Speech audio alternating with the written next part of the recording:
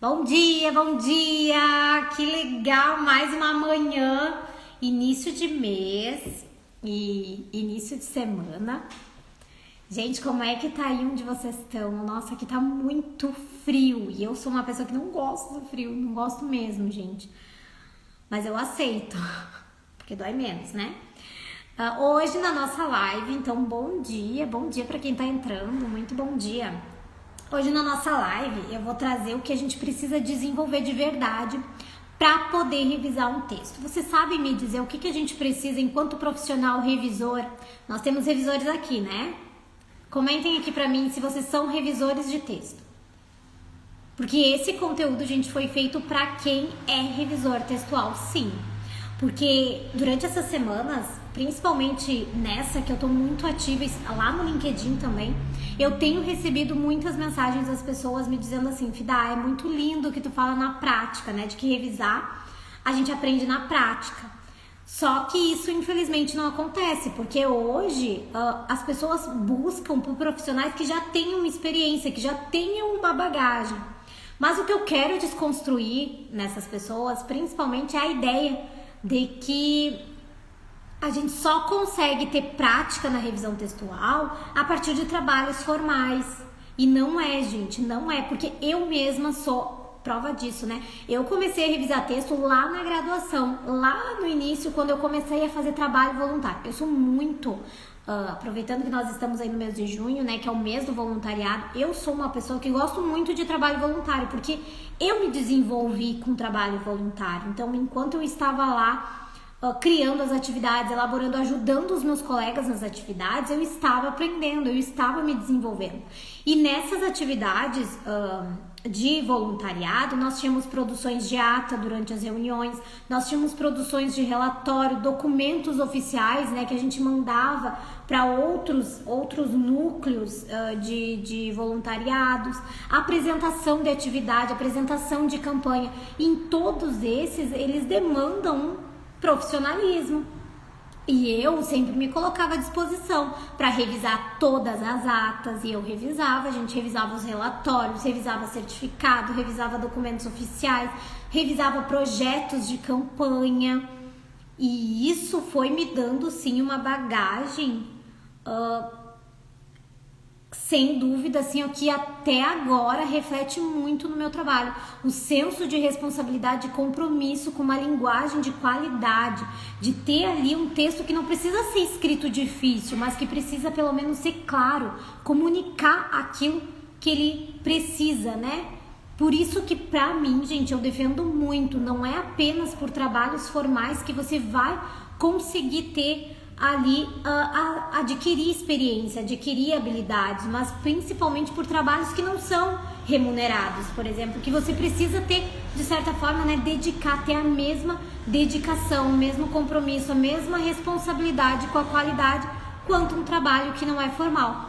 E isso tudo foi me ajudando depois, né, com outras experiências. Eu me envolvi então em grupos de estudo, onde eu também organizava eventos, organizava certificados, entregava resumo científico, não só meu, como de outros colegas também.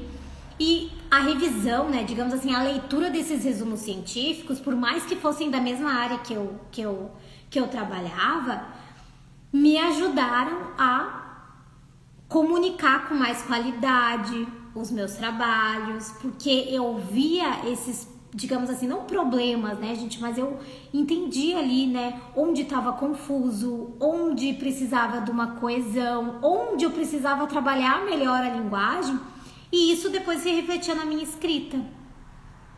Bom dia, bom dia! Então hoje a nossa live é muito especial, porque eu vou trazer para vocês o que a gente precisa realmente desenvolver como profissional revisor de texto ou profissional que trabalha ali com a linguagem, para poder revisar, sugerir propor, né, uma sugestão melhor ali para os nossos clientes, para os nossos autores. Então, a primeira delas, gente, vou falar a primeira delas, tá? A primeira, ó, eu sou revisora há 10 anos. Ai, que legal, nossa! e estou sempre aprendendo a revisar melhor. Exatamente, né, Bru? Exatamente. É Bruna? Exatamente isso, né? Não interessa quanto tempo a gente tem aí de experiência, porque sempre quando eu vou, assim, gente, por mais eu tenho experiência em diversos nichos textuais, sempre trabalhei muito ativa em todas as atividades que eu me envolvi, eu tentava aprender um pouquinho, justamente para ter essa bagagem, né? E sempre quando eu vou iniciar um projeto, para mim é como se fosse do zero. Eu tenho ali a minha base linguística e eu tenho noção do que eu preciso saber para revisar um texto, mas assim, sempre que surge uma dúvida, algo que me incomode, eu vou a fundo entender melhor para poder ali sugerir, propor ou mesmo, né, excluir, justificar. Tá bem? Olha que legal.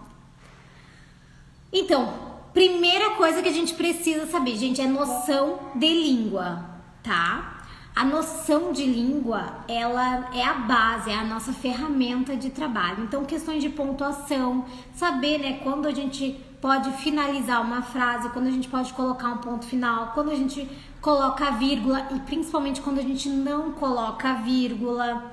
Entender esses usos corretos e também, gente, estilísticos, porque às vezes a gente pode usar, como a gente tem observado, principalmente agora na era da tecnologia, algumas questões, alguns artifícios estilísticos que dão uma apresentação melhor para os nossos textos. Então, é muito importante que a gente tenha ali essa noção de pontuação, quando colocar e especialmente quando retirar, tá? Coesão, então, como esses conectivos eles vão se construindo, né? Como eles vão construindo, né? Esse entendimento lógico do texto. Entender que nós temos ali vários tipos de conectivos com diferentes sentidos, cada um. E também porque esses conectivos, né? Eles precisam se diversificar. Eu tenho alguns textos que eu pego para revisar e eles trabalham com o mesmo conectivo, por exemplo, contudo, logo, portanto, né? Sempre o conectivo final, mas tentar conhecer esses conectivos justamente para poder diversificar durante a escrita do texto e ele não ficar um texto tão engessado, robusto, porque, gente, quando um texto tem muita repetição, quando a gente está trabalhando com um leitor ali que tá construindo a ideia, ele consegue perceber quando a gente tem ali uma certa limitação no vocabulário. Então, entender esses conectivos e, principalmente, gente, não só entender os conectivos, como nessa questão de coesão, saber fazer retomadas bem feitas. Sabe quando a gente precisa retomar um assunto para poder, né, fazer o progresso da ideia? Então, tentar encadear e fazer a progressão dessa ideia de uma forma consistente. E a gente só aprende isso quando a gente entende ali todas as nossas formas de articular um bom texto, digamos assim. Ambiguidades, então tentar perceber, principalmente quando um texto ele tem vários sentidos. Qual seria o sentido que o autor quer dar? E tentar propor para esse autor essa clareza, né? E é justamente assim, ó, esse trabalho de propor é o que nos ajuda a criar essas habilidades. Porque daí com essa leitura intencional de realmente oferecer qualidade para o texto, você entendendo ali que uma frase, um parágrafo, ele pode trazer diversos sentidos que não são, digamos assim, o adequado, você sugerir para o autor aquilo que ele quer, a ideia que ele quer dar, isso é extremamente importante, porque dá segurança para o teu autor. Identificar repetições de ideias, repetições de palavras, principalmente contradições. Então, ali, entendendo todo o encadeamento lógico do texto, é perceber quando esse autor está sendo contraditório, ele está sendo repetitivo na ideia, porque isso não oferece qualidade para um texto, né? E aí, gente, o que eu queria dizer aqui para vocês? A minha dica é vocês sempre lerem um texto com um olhar crítico, um olhar de revisor textual, mas um olhar crítico, compromissado com aquele texto.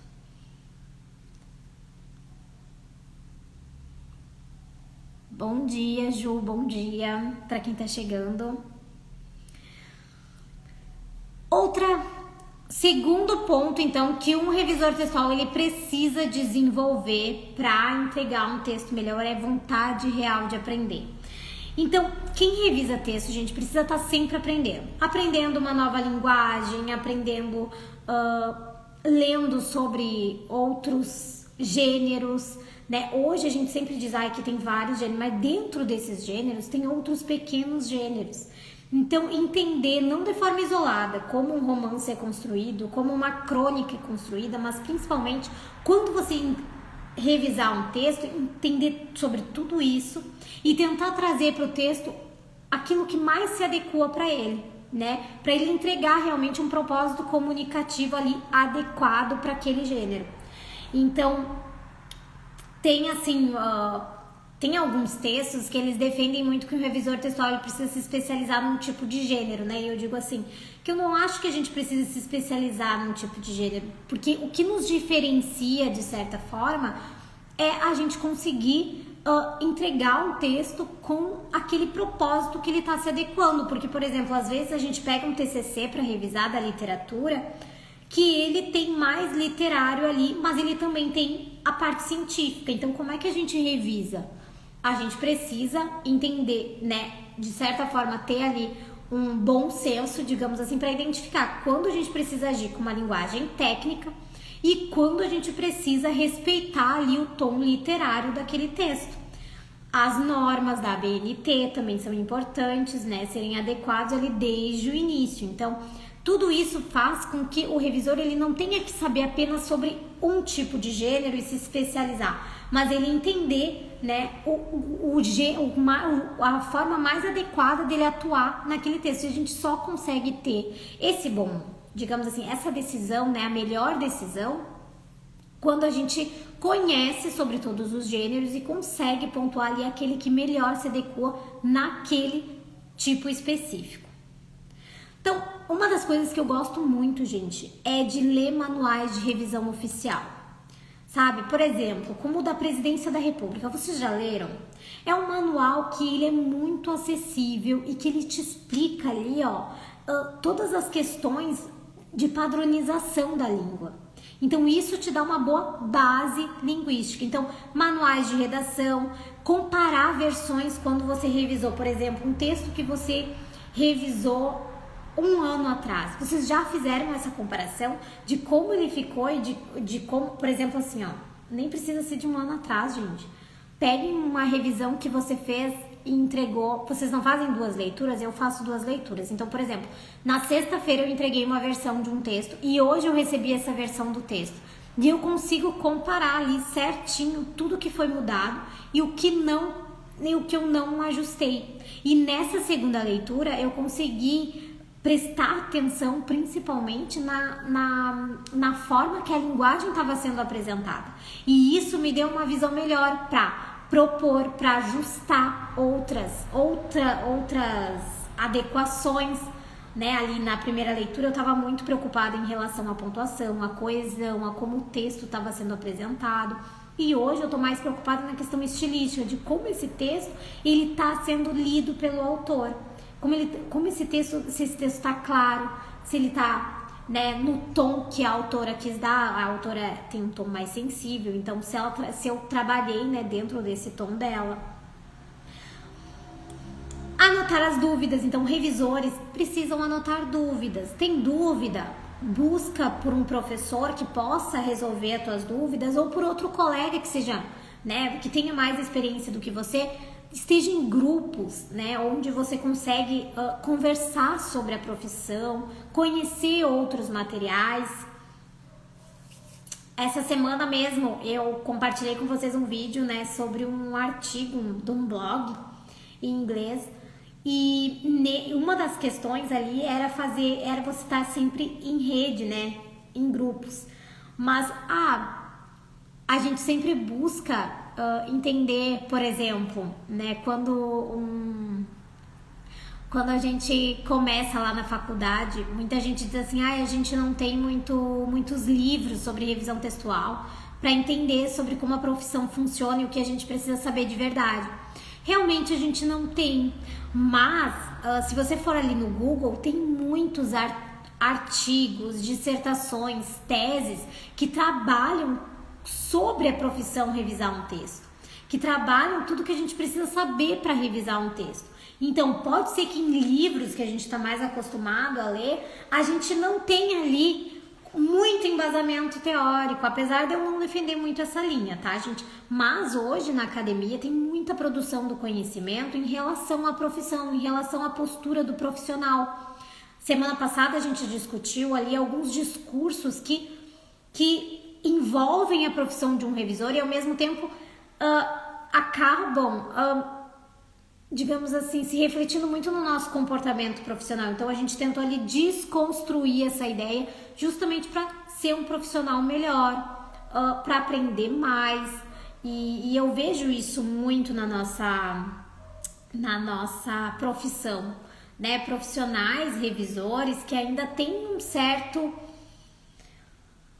Como é que eu posso dizer? Uma armadura, né? De eu sou o revisor de textos, eu entendo sobre a língua, mas eu entendo que você entenda sobre a língua, mas a gente precisa entender que quando a gente está trabalhando no texto de outra pessoa, a gente não pode impor as nossas vontades, né? A gente precisa ter alguns recursos ali, como propostas, sugestões, para que esse autor realmente entenda ali qual é a nossa posição naquele texto, porque não só nós temos essa armadura frente à profissão, mas os autores às vezes vêm buscar pelos nossos serviços apenas para correção gramatical, porque eles entendem, eu não quero que ela mexa na minha ideia, eu não quero que ela ajuste a minha ideia, porque a minha ideia tá maravilhosa, a minha ideia é essa aqui, eu não quero mudar. E na verdade a nossa ideia nunca é a gente mudar conteúdo, mudar a ideia, é fazer com que a sua ideia seja apresentada de uma forma mais clara, mais limpa para o teu autor, de uma forma mais acessível, que ele realmente entenda aonde você quer chegar com aquele texto. Sempre assim, gente. Só que para isso a gente precisa trabalhar muito a nossa postura enquanto profissional e especialmente, né, como esses autores eles estão recebendo esse nosso comportamento e tentar desconstruir ali com alguns já, né? Não estou dizendo todos, mas com alguns, o que a gente está levando para o trabalho deles. E sempre, gente, mais do que tudo, coragem para oferecer os seus serviços. Então, hoje tem sim uma certa resistência, principalmente os revisores textuais, em oferecer os seus serviços, né? Essa semana semana passada, na verdade, eu conversei com muitos profissionais, porque a gente tá ali, eu tô entrando em contato com todo mundo que tá interessado em entrar no núcleo de revisores e entendendo ali as dores, né? E o que eles esperam quando entrarem no núcleo. E muitos me dizem assim, Fidel, eu quero entender um pouquinho mais sobre a nossa profissão para poder explicar os nossos serviços melhor. E teve um que inclusive me deixou bem, digamos assim, um pouco pensativa, né? Porque ele tem 25 anos como revisor de textos, então ele já é uma pessoa bem experiente em revisar textos. E ele disse que ainda tem muita resistência para falar com o cliente, porque ele tinha medo que o cliente perguntasse algo que ele não soubesse responder. E eu ainda disse assim, nossa, Tony... Oi, falei o nome da pessoa. Mas assim, eu disse assim, nossa, que pena, né? Mas uma das questões que a gente quer desconstruir um pouco ali no núcleo é falar mais abertamente sobre a nossa profissão, sobre os nossos lugares de atuação, né? Onde a gente pode realmente contribuir como profissional. E realmente deixar que a gente criar essa autoconfiança, porque às vezes nem é não saber explicar o que a gente faz. Às vezes é essa confiança, o nosso posicionamento frente ao que a gente faz para outra pessoa, sabe? Dizer assim, olha, eu reviso textos, eu olho coesão, eu olho coerência, eu olho pontuação, eu analiso o teu texto de uma forma assim, entregando a tua mensagem de uma forma clara, de uma forma coerente, de uma forma adequada para o teu público. Então a gente não é indiferente, né? Não é aquela leitura silenciosa, aquela leitura genuína, é uma leitura intencional que vai buscar fazer com que o teu texto seja realmente conectado com as pessoas que ele precisa se conectar. Então, a gente justamente, né, ter esse posicionamento, essa confiança de falar sobre o nosso trabalho.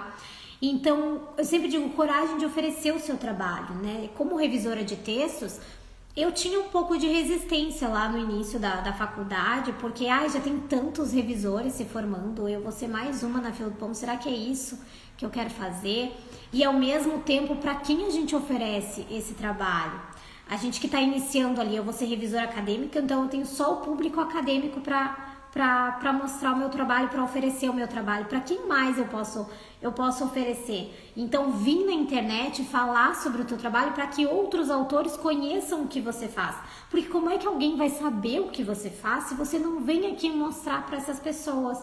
Então, eu sempre digo, especialmente para os meus alunos, né, que eles dizem assim, mas tem algumas pessoas que me procuram e dizem assim, só faça revisão gramatical e ortográfica. Porque o que eles sabem sobre o nosso trabalho é que a gente só faz revisão gramatical e ortográfica. Mas no momento que tu pegar para revisar o trabalho deles e tu começar a mostrar, por exemplo, pelo controlador de alterações, todas as alterações que você propõe, né, as ideias que você sugere para ele melhorar, para ele apresentar melhor, você acha que daí ele vai sair do seu trabalho da mesma forma, pensando sobre o seu trabalho da mesma forma? Não, mas a gente precisa mostrar. E ainda tem, gente, e eu falo assim como profissional revisora de textos mesmo, ainda tem muita gente resistente na nossa área que só mostra isso, que revisor textual só corrige gramática e ortografia. Infelizmente, tem profissionais assim. Por exemplo, se você vai agora num perfil de revisor textual, o que a gente vê? Pelo menos quando eu comecei aqui na internet, eu só via mudança de crase, concordância, pontuação, questões de conectivos, sabe? E não é só isso o nosso trabalho. Então, de certa forma, se tu tá mostrando isso, tu tá limitando as pessoas a entender que o teu trabalho é apenas esse tipo de revisão. Mas quando a gente amplia o olhar das pessoas sobre o nosso trabalho, mostrando para elas, olha, não é somente revisão e ortografia que eu faço, elas com certeza elas vão entender sobre o teu trabalho e elas não vão só reproduzir que você fala correção ortográfica e gramatical. Elas vão ir além, porque elas sabem que o teu trabalho se diferencia de outros.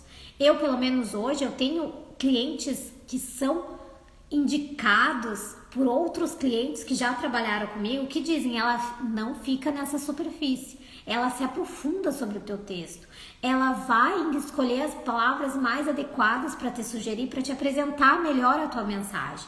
Então, ela vai questionar se ela entender que tem um parágrafo ali que está ambíguo. Se tem um parágrafo que está solto, ela vai te sugerir para você reescrever ele de uma forma que o teu leitor, ele sinta que você tem conteúdo para mostrar. Porque um dos meus objetivos, principalmente porque eu trabalho, por exemplo, com autores que querem ser referência na sua área, que esses autores realmente têm credibilidade.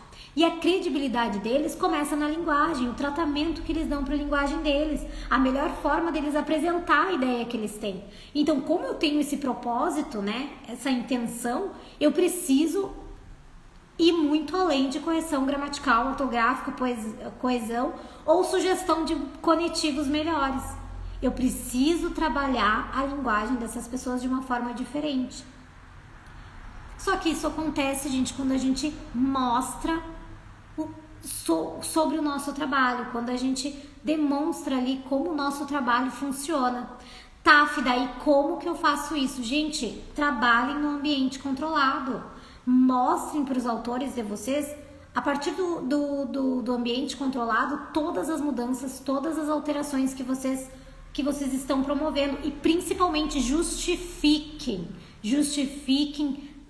essas mudanças, construindo junto com ele a ideia que ele quer apresentar, mostrando para ele, olha, eu me importo com o que você está fazendo. Então, quem sabe você apresenta melhor essa ideia dessa forma, o que você acha dessa reescrita. Então, façam propostas, né? E o teu autor, no momento que ele pegar aquele texto todo revisado, eu tenho autores que fazem isso, né, gente? Eles olham, assim, todas aquelas marcações, eles vão tentar entender por que aquelas marcações foram feitas.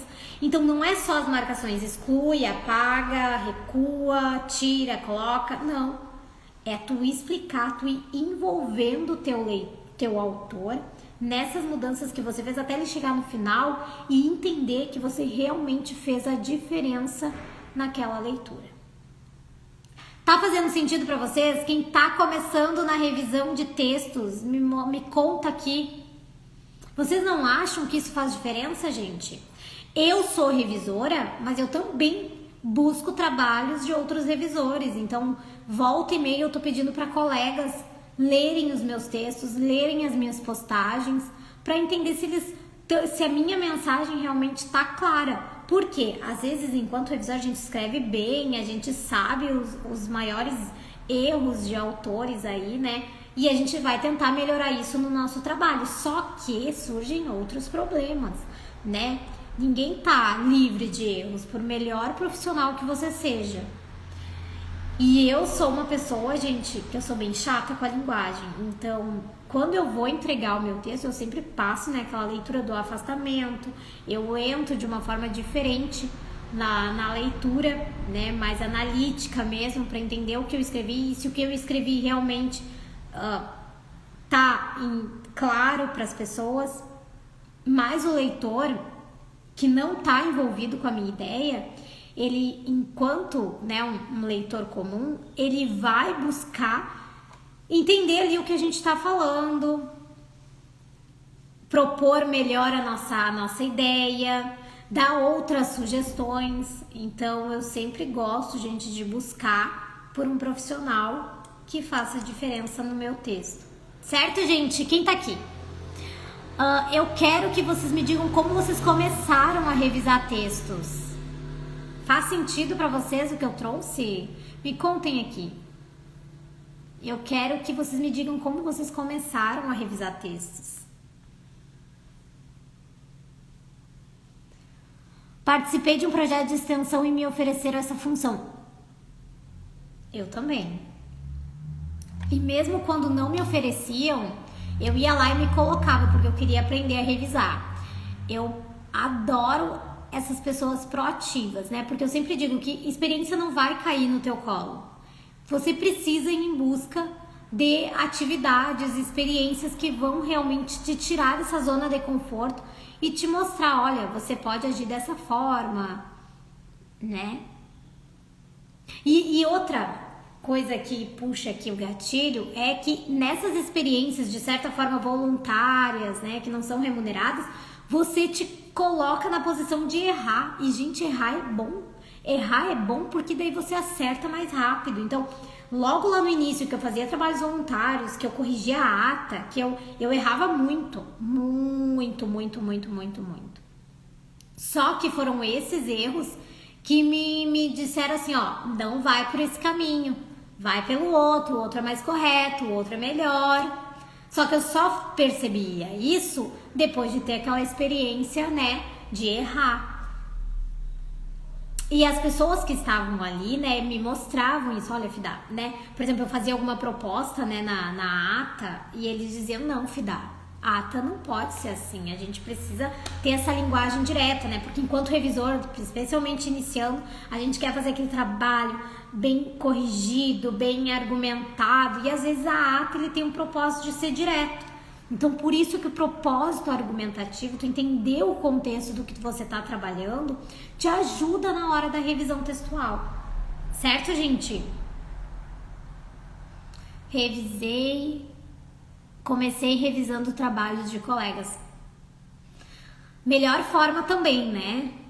Porque colegas são amigos, né? E muita gente que tá ali fazendo o TCC, às vezes só quer um olhar do outro para dizer, olha, o teu texto tá bem escrito, mas aqui você poderia falar mais sobre isso. Eu senti falta dessa informação aqui.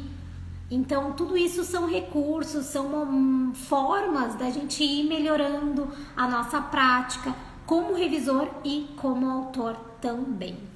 Certo, gente? Eu acho que eu vou finalizar a nossa live. Eu tô muito feliz pelo encontro que a gente teve hoje, onde a gente conseguiu ali falar um pouquinho melhor sobre o que a gente precisa saber de verdade para revisar um texto, não é? Na semana que vem eu quero trazer também por onde começar na prática. E aí a gente vai trazer um conteúdo muito prático. Porque quando eu tava escrevendo ontem, principalmente, sobre esse assunto, para trazer aqui para vocês, eu ficava, assim, gente, eu escrevi tanta coisa que eu pensei, não, eu preciso dividir isso, porque senão essa live vai ter 2 horas. Então eu realmente assim trouxe essa parte pra gente começar a construir esse momento, né? Eu preciso entender sobre a linguagem, eu preciso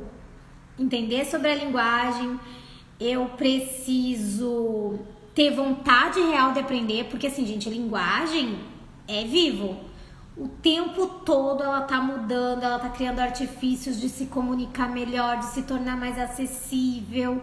Então a gente precisa estar o tempo todo aprendendo, né? Eu sempre digo, um bilhete de elevador te ensina alguma coisa. E coragem de oferecer o seu serviço. Por quê? Porque se a gente não tiver coragem de oferecer os nossos serviços, a gente acaba não tendo experiência, gente. E como eu disse para vocês no início, experiência não vem somente de trabalhos formais.